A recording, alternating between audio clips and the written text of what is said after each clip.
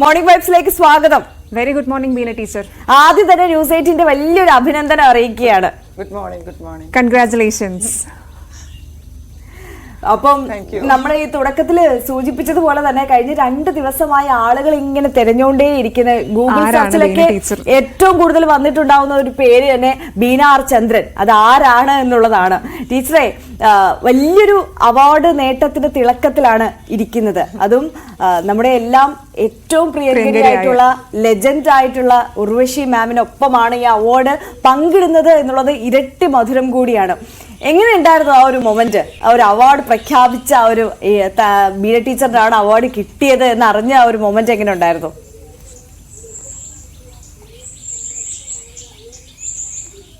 അതെനിക്ക് വാക്കുകൾ കൊണ്ട് എക്സ്പ്രസ് ചെയ്യാൻ കഴിയില്ല. അത്രയും സന്തോഷമായിരുന്നു. വിശ്വസിക്കാൻ കഴിഞ്ഞില്ല. എനിക്ക് സ്വപ്നം കാണുക തന്നെയാണ് ഞാൻ വിചാരിച്ചത്. ഞാൻ ക്ലാസ് എടുത്തുകൊണ്ടിരിക്കുകയായിരുന്നു കുട്ടികൾക്ക്. ഞാൻ UP സ്കൂളിലെ അധ്യാപികയാണ്. ആ സമയത്താണ് എൻ്റെ സുഹൃത്ത് ഈ വിവരം പറഞ്ഞത്. അപ്പോൾ കുട്ടികളെല്ലാം ഭയങ്കര സന്തോഷത്തിലായിരുന്നു. എന്തായാലും ആ ഒരു മൊമെന്റ് ഉണ്ടല്ലോ, അത് നമുക്ക് കറക്റ്റായിട്ട് കിട്ടിയിട്ടുണ്ട്. കാരണം ഈ അവാർഡ് പ്രഖ്യാപിച്ച സമയത്ത് തന്നെ നമ്മൾ ന്യൂസ് 18ൽ നിന്ന് മാമിന് ഒരു അഭിനന്ദനം അറിയിക്കാൻ വേണ്ടിയിട്ട് ടീച്ചറിനെ വിളിക്കുകയുണ്ടായി. അപ്പം ടീച്ചർ ഇങ്ങനെ സ്കൂളിൽ നിൽക്കുകയാണ്. നമുക്ക് ഈ ഫോൺ കോളിൽ കൂടി കേൾക്കാൻ പറ്റുന്നുണ്ടായിരുന്നു കുട്ടികളുടെ ആ ഒരു ബഹളവും. ഒരുപാട് ആളുകൾ ഇങ്ങനെ ചുറ്റും കൂടി നിന്ന് ഇങ്ങനെ കൈയടിക്കുന്നു. ഭയങ്കര ഒരു അമിത ആഹ്ലാദം എന്നൊക്കെ പറയത്തില്ലേ, ആ ഒരു മൊമെന്റ് ആയിരുന്നു. ഞങ്ങളത് ഇവിടെ ഇരുന്ന് കണ്ടിരുന്നു ടീച്ചറെ.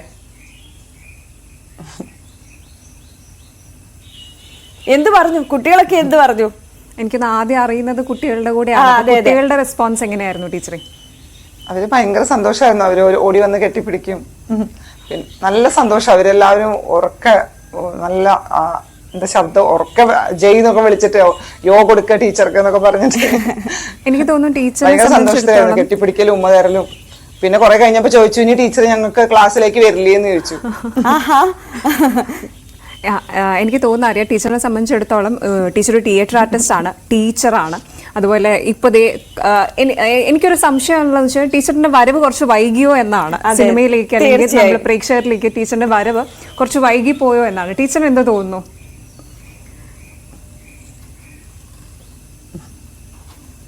അല്ല, അതിന് ഓരോന്നിനും ഓരോ സമയമുണ്ടല്ലോ. ഞാൻ ഒരിക്കലും സിനിമയൊന്നും സ്വപ്നം കണ്ടിട്ടുണ്ടായിരുന്നില്ല. നാടകമാണ് എൻ്റെ മേഖല, അധ്യാപനം. പിന്നെ എന്താ പറയുക, മണികണ്ഠൻ പട്ടാമ്പി ആണ് എന്നെ ആദ്യം സിനിമയിലേക്ക് കൊണ്ടുവന്നത്.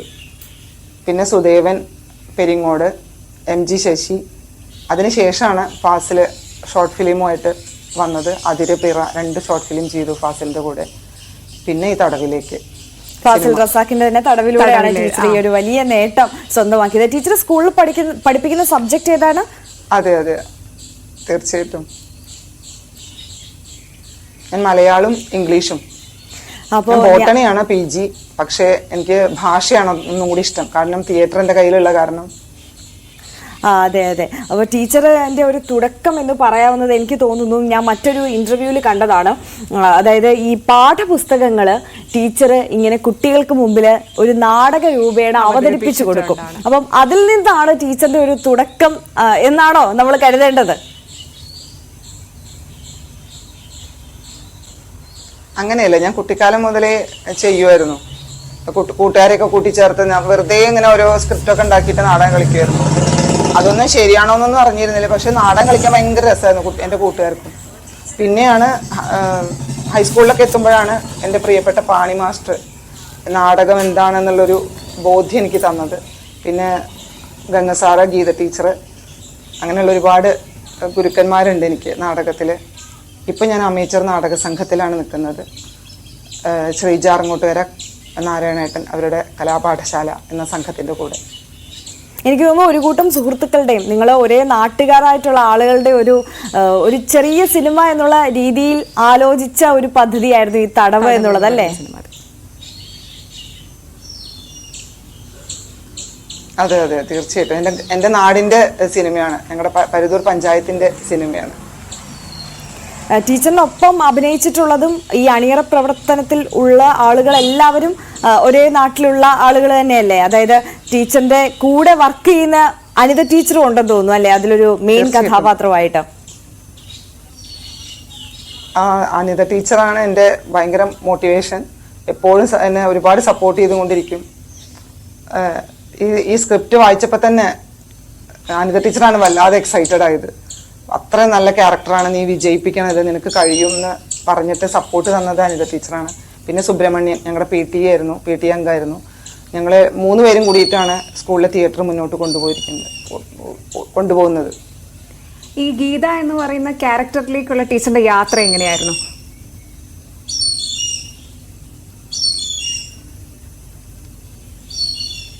ഫാസിൽ ഈ സ്ക്രിപ്റ്റ് എന്നെ കാണിച്ചു. ഞാനത് വായിച്ചപ്പോൾ ശരിക്കും വല്ലാത്തൊരു ഉത്തരവാദിത്തമാണ് എന്നെ ഏൽപ്പിച്ചതെന്ന് മനസ്സിലായി. കാരണം സിനിമ പാഷനായിട്ട് നടക്കുന്നതാണ് ഫാസിലിൻ്റെ ആദ്യത്തെ സിനിമ. അത് വിജയിക്കണമെങ്കിൽ ഞാൻ നല്ല രീതിയിൽ പെർഫോം ചെയ്യണം. അപ്പോൾ നന്നായിട്ട് ഹോംവർക്ക് ചെയ്തിരുന്നു. പിന്നെ ഫാസിൽ 1 മാസത്തോളം റിഹേഴ്സൽ വെച്ചിട്ടുണ്ടായിരുന്നു. അപ്പോൾ എത്രത്തോളം ഏത് രീതിയിൽ അതിനെ സമീപിക്കണം എന്നുള്ള കറക്റ്റായിട്ടൊരു പിക്ചർ തന്നിരുന്നു. ടീച്ചർ പൊതുവെ ഇങ്ങനെ വളരെ സൗമ്യയായി കുറച്ച് വാക്കുകളിൽ സംസാരിക്കുന്ന ഒരാളാണോ?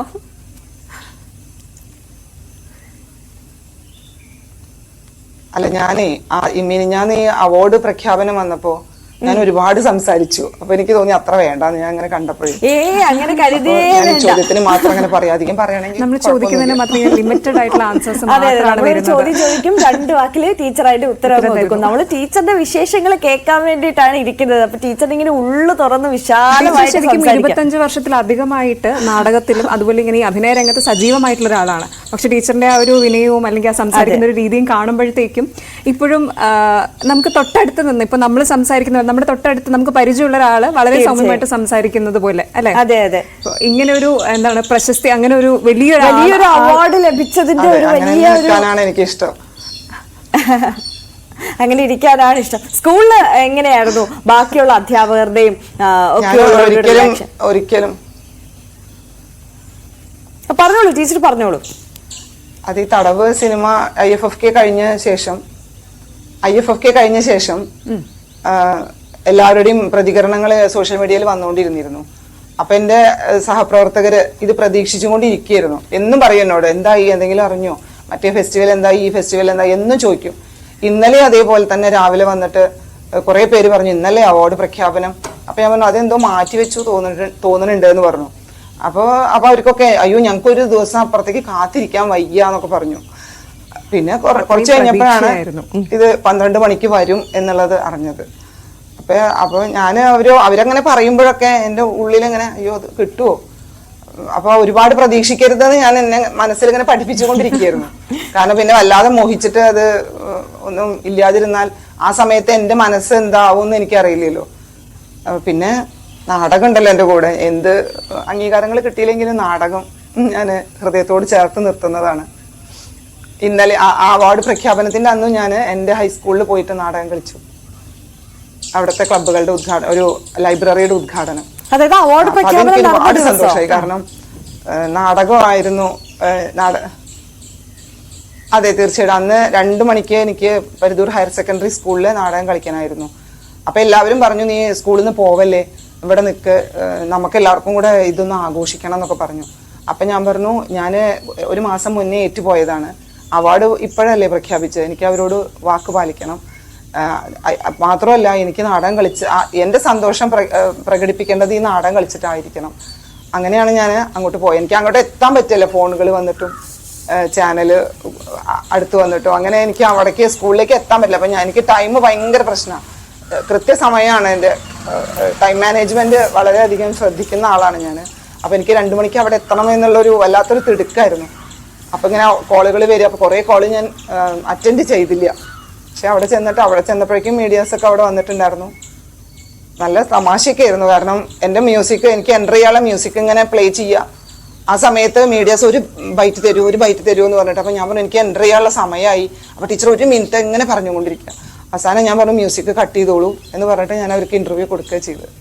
പിന്നെ ചെയ്തപ്പോൾ അവരൊക്കെ അത് കവർ ചെയ്തിട്ടുണ്ടായിരുന്നു നാടകം. ഇങ്ങനൊരു വലിയ അവാർഡ് ലഭിച്ചതിന് ശേഷം ആദ്യമായ ഒരു വേദിയിലെത്തി, അതേ ദിവസം തന്നെ വേദിയിലെത്തി അഭിനയിച്ചപ്പോൾ ഉണ്ടായ ഒരു ഫീലിംഗ് എങ്ങനെയായിരുന്നു ടീച്ചറെ? അതന്നെ അത് ഞാൻ ആ ഇന്റർവ്യൂവിൽ തന്നെ പറഞ്ഞിട്ടുണ്ടായിരുന്നു. നിറഞ്ഞ മനസ്സോട് കൂടിയിട്ടാണ് ഞാൻ അവിടെ നിന്നത്. കാരണം നാടകം കളിക്കാൻ പറ്റുമല്ലോ ആ ദിവസം.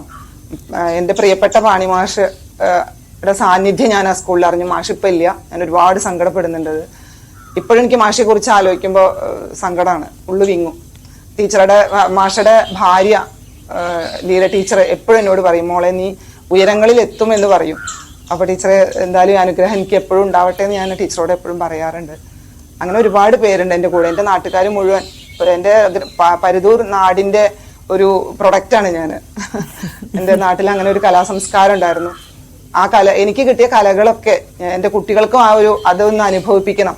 ഈ കല നമുക്ക് തരുന്ന ഊർജം വളരെ വലുതാണ് എന്ന് എനിക്ക് കിട്ടിയതെല്ലാം ഞാൻ എൻ്റെ കുട്ടികൾക്ക് കൊടുത്തുകൊണ്ടിരിക്കുകയാണ്. ക്രൂവിന്റെ ഒരു റെസ്പോൺസ് എങ്ങനെയായിരുന്നു ടീച്ചർ? ഈ ഒരു അവാർഡിന്റെ കാര്യങ്ങളൊക്കെ അറിഞ്ഞപ്പോഴത്തേക്കും തടവ് ക്രൂവിന്റെ ഒരു റെസ്പോൺസ് എങ്ങനെയായിരുന്നു? അയ്യോ, അവരൊക്കെ അവിടെ കടന്ന് ഡാൻസ് കളിക്കും. ഞങ്ങൾ 2 സ്ഥലത്തായി പോയി. അവര് കൊച്ചിയിൽ, അവര് ഭയങ്കര ആഘോഷത്തിലാണ്. അവരവിടെ എന്താ പറയാ, അടിച്ചു പൊളിക്കാണ്. അവര് അവിടെ എറണാകുളത്താണ്, പുതിയൊരു വർക്കിലാണ്. ഞാനിവിടെ ആയിപ്പോയി. അപ്പൊ ഞാൻ ചോദിച്ചു നമുക്ക് എന്താ ചെയ്യാം, നമുക്ക് ഒന്ന് ഒരുമിച്ച് വന്നൊന്ന് കെട്ടിപ്പിടിക്കണം എന്നുണ്ട്. അപ്പൊ ടീച്ചറെ ഞങ്ങൾക്കും ആഗ്രഹമുണ്ട്, ടീച്ചർ ഇങ്ങോട്ട് വാ എന്നൊക്കെ പറഞ്ഞു. അവരവിടെ ഭയങ്കര ഡാൻസും പാട്ടും കളിയൊക്കെയാണ്. നല്ല സന്തോഷത്തിലാണ്. ഒരു കൊമേഴ്ഷ്യൽ ഫിലിം എന്നതിന് ആ ഒരു രീതിയിൽ ഇറക്കാത്ത സിനിമ ആയതുകൊണ്ട് തന്നെ ഒരുപാട് ആളുകൾ ഇപ്പോഴാണ് തടവ് അന്വേഷിച്ച് കണ്ടെത്തി കാണാനുള്ള ഒരു ശ്രമം നടത്തുന്നത് തന്നെ. പക്ഷേ ഒരുപാട് അവാർഡുകൾ ഇതിനോടകം തന്നെ പല ഫെസ്റ്റിവലുകളിലും നേടിയിട്ടുണ്ട്. നമ്മുടെ IFFK-യിൽ തന്നെ 2 അവാർഡ് നേടിയിട്ടുണ്ട്. ഒരുപാട് മറ്റ് അന്താരാഷ്ട്ര ചലച്ചിത്ര മേളകളിലും നല്ല പ്രശംസനീയമായ പെർഫോമൻസ് കാഴ്ചവെക്കാൻ ഈ ചിത്രത്തിന് സാധിച്ചിട്ടുണ്ട്, അല്ലേ ടീച്ചറെ? തീർച്ചയായിട്ടും. അതുപോലെ ഞങ്ങൾക്ക് വളരെ വലിയൊരു സന്തോഷമാണ്.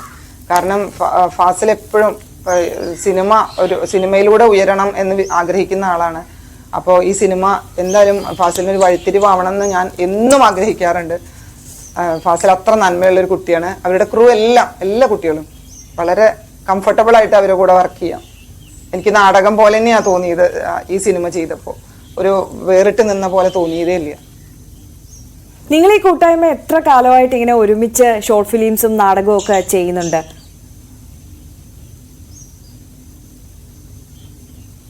ആറ് വർഷം ഞാൻ ഈ ഫാസിലിന്റെ കൂടെ ഉണ്ട്, അവരുടെ ടീമിന്റെ കൂടെ 6-7 വർഷമായി. ആദ്യം അതിര എന്ന് പറഞ്ഞിരുന്ന ഒരു ഷോർട്ട് ഫിലിം ആയിരുന്നു. അതിന് ഒരു 50ഓളം അവാർഡുകൾ കിട്ടിയിട്ടുണ്ടായിരുന്നു. അതിൽ എൻ്റെ അനിയത്തിയുടെ മോള് നന്ദിത ദാസ് ആണ് ചൈൽഡ് ആർട്ടിസ്റ്റായിട്ട്, ബെസ്റ്റ് ചൈൽഡ് ആർട്ടിസ്റ്റായിട്ട് സെലക്ട് ചെയ്തു കഴിഞ്ഞ സംസ്ഥാന അവാർഡിന്, ഷോർട്ട് ഫിലിം അവാർഡിന്. അതിൽ മികച്ച ചിത്രമായിട്ട് അതിരും പെറിയും തെരഞ്ഞെടുത്തിരുന്നു ഷോർട്ട് ഫിലിമായിട്ട്. അതിൽ മികച്ച സംവിധായകനായിട്ട് ഫാസിൽ റസാഖിനെ തെരഞ്ഞെടുത്തു. അതിൽ വേഷം ഞാൻ ചെയ്തിട്ടുണ്ട്. ഞങ്ങളുടെ നാട്ടിൽ വെച്ചിട്ട് തന്നെയാണ് അതും ചെയ്തത്. പിന്നെ പിറ, അതും അതെ നമ്മുടെ നാട്ടിൽ വെച്ച് ചെയ്തതാണ്. ആ ഒരു വർക്ക് ചെയ്തതിൻ്റെ ഒരു ആത്മവിശ്വാസമാണ് തോന്നുന്നു ഫാസിലിന് ഞങ്ങളുടെ നാട്ടിൽ വന്നിട്ട് തടവ് ചെയ്യാനുള്ള ആ ഒരു ആത്മവിശ്വാസം ഉണ്ടായത്. നാടിനുള്ളൊരു സ്നേഹം ഭയങ്കരമായിട്ടും വ്യക്തമാണ്. അപ്പോൾ ടീച്ചർ, എങ്ങനെയായിരുന്നു നാട്ടുകാരുടെ ഒരു റെസ്പോൺസ്? കാര്യം ആ നാട്ടിൽ നിന്നുള്ളൊരു സിനിമയാണ്. അപ്പം സ്വന്തം നാട്ടുകാരുടെ റെസ്പോൺസ് എങ്ങനെയായിരുന്നു ടീച്ചർക്ക്?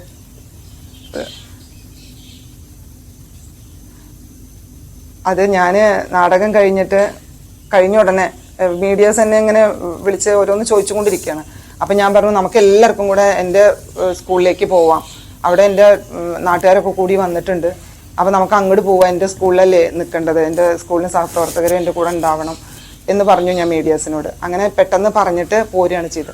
അപ്പോൾ സ്കൂളിൽ നിന്ന് വിളിക്കുക, ഇവിടെ വേഗം വാ, നീ എല്ലാവരും ഇവിടെ വളരെ സജ്ജായിട്ടാണ് നിൽക്കുന്നത്, ഓടി വാ എന്നൊക്കെ പറഞ്ഞു. അങ്ങനെ ഞാൻ ചെന്നപ്പോഴേക്കും അവരവിടെ പഞ്ചവാദ്യവും മേളങ്ങളും കുട്ടികളൊക്കെ ഭയങ്കര ബാനറൊക്കെ റെഡി ആയിരിക്കുന്നു. അങ്ങനെ നാട്ടുകാരും എല്ലാവരും കൂടിയിട്ട് ഘോഷയാത്രയായിട്ട് ഞങ്ങളുടെ അടുത്തുള്ളൊരു ടൗണുണ്ട്, ചെറിയൊരു ജംഗ്ഷൻ, അവിടേക്ക് കൊണ്ടുപോയി. പിന്നെ അറിഞ്ഞു എന്തോ സോഷ്യൽ മീഡിയയിൽ എന്തോ ഒരു കമന്റ് ഒക്കെ വന്നു എന്ന് കേട്ടു. ഇത് എന്താ ഇങ്ങനെ നിരത്തിലിറങ്ങിയിട്ട് എങ്ങനെയൊക്കെ, അതൊക്കെ ഒരു വേറെ രീതിയിലല്ലേ ചെയ്യേണ്ടത്. പക്ഷേ ഞങ്ങളുടെ നാടിൻ്റെ സംസ്കാരം അതാണ്. ഞങ്ങളുടെ സന്തോഷങ്ങൾ ഞങ്ങൾ ഒരുമിച്ച് ആഘോഷിക്കും. എൻ്റെ ഒറ്റയ്ക്കുള്ള നേട്ടമല്ല, എൻ്റെ ഗ്രാമത്തിൻ്റെ നേട്ടമാണത്. തീർച്ചയായും അങ്ങനെയുള്ള കമന്റ്സിനൊന്നും നമ്മൾ വകവെക്കേ വേണ്ട ടീച്ചറായി. കാരണം ഒരു നാട്ടുകാർ ഒരുമിച്ച് ചേർന്ന് നിന്ന്, ഒരേ നാട്ടിലുള്ള ആളുകൾ ഒരുമിച്ച് ചേർന്ന് നിന്ന് ഒരു ഗംഭീര സിനിമയാണ്. അപ്പൊ പിന്നെ അത് അങ്ങനെ തന്നെ ആഘോഷിക്കപ്പെടണമല്ലോ. തീർച്ചയായും. അതെ. ടീച്ചർ, ഈ തടവെന്ന് പറയുന്ന ഒരു സിനിമ ഇപ്പൊ ഒരുപാട് ചർച്ചയാകുന്നുണ്ട്. അപ്പം ഈ ചിത്രത്തിന്റെ ഒരു ഇതിവൃത്തം എന്താണ്, അതിന്റെ ഒരു പശ്ചാത്തലം, അതിന്റെ ഒരു കഥ എങ്ങനെയാണ് സഞ്ചരിക്കുന്നത്?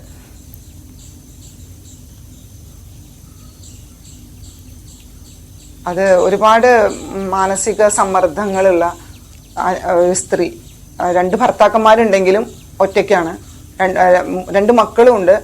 എന്നാലും അവര് സ്വയം തടവിലാക്കപ്പെട്ടുകൊണ്ടിരിക്കുന്ന, സമൂഹം അവരെ തടവിലാക്കി, സ്വയം അവരും തടവിലാവുകയാണ് അവസാനം. അത് സിനിമ കാണുകയായിരിക്കും നന്നാവുക. അതിന്റെ സസ്പെൻസ് കളയണ്ടല്ലോ നമ്മൾ അതിങ്ങനെ പറഞ്ഞിട്ട്. തീർച്ചയായും നമുക്ക് ഒരു സ്പോയിലർ കൊടുക്കേണ്ട ആവശ്യമില്ല.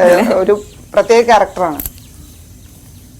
ടീച്ചർ, ഈ ക്യാരക്ടറിന് വേണ്ടിയിട്ടുള്ള ഒരു പ്രിപ്പറേഷൻ അത് എങ്ങനെയാണ് ചെയ്തത്? നിങ്ങൾക്ക് ഒരു ഗ്രൂമിംഗ് സെക്ഷൻസ് ഒക്കെ ഉണ്ടായിരുന്നോ?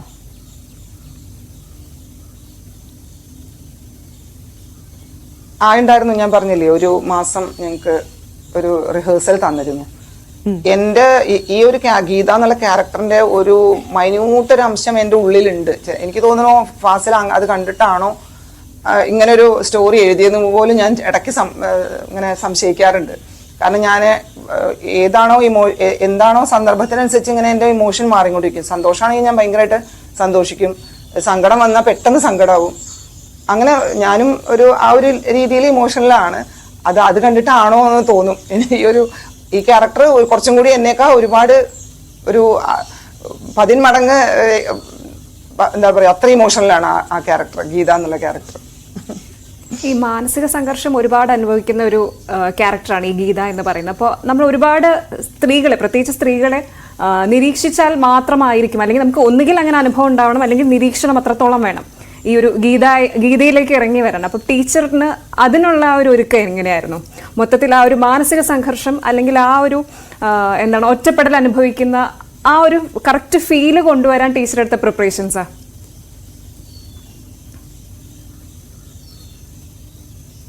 അതൊരു റിഹേഴ്സൽ കിട്ടിയിരുന്നു. അപ്പോൾ ഫാസിൽ പറയും, ഞാൻ ചെയ്യുമ്പോൾ പറയും, ടീച്ചറെ വേണമെങ്കിൽ ഒന്നും കൂടി കുറയ്ക്കാം. കാരണം ഞാൻ നാടകം ചെയ്യുന്ന ആളാണ്. നാടകം എന്ന് പറയുമ്പോൾ വളരെ ഓഡിയൻസിന് കിട്ടുന്ന രീതിയിൽ വലുതാക്കി പെർഫോം ചെയ്യണം. സിനിമ എന്ന് പറയുമ്പോൾ വളരെ മിനിമമാണ്. വീണ്ടും അത് ഞാൻ മനസ്സിലാക്കിയിരുന്നു, കുറച്ച് മുന്നേ തന്നെ മനസ്സിലാക്കിയിരുന്നു. അപ്പം അതെൻ്റെ ഉള്ളിൽ കിടക്കുന്നുണ്ട്. അപ്പം ഇത് ചെയ്യുമ്പോൾ ഫാസിൽ പറഞ്ഞു തരും, ടീച്ചറെ കുറച്ചും കൂടി കുറച്ചോളൂ, അത്ര തന്നെ വേണ്ട. അപ്പം അങ്ങനെ കറക്റ്റ് ഡയറക്ഷൻ ഫാസിൽ തന്നിരുന്നു. പിന്നെ അടുത്ത ദിവസത്തെ ഷോട്ടുകൾ പറയുമ്പോൾ ഞാൻ അതിനൊന്ന് വീട്ടിൽ നിന്ന് പ്രിപ്പയർഡ് ആയിട്ട് വരും, എങ്ങനെയാണ് അത് ചെയ്യേണ്ടത്. പിന്നെ ആരുടെയും ഒരു കോപ്പി ആവരുത്, എനിക്ക് എൻ്റെതായ ഒരു യുണീക്നെസ് കീപ്പ് ചെയ്യണം എന്നെൻ്റെ ഉള്ളിലുണ്ടായിരുന്നു. അത് എത്രത്തോളം വന്നു എന്നൊന്നും എനിക്കറിയില്ല, പക്ഷെ ആളുകൾ അത് നന്നായി സ്വീകരിച്ചിട്ടുണ്ട്. അപ്പം അത് സന്തോഷം. അതിന്റെ പൂർണ്ണ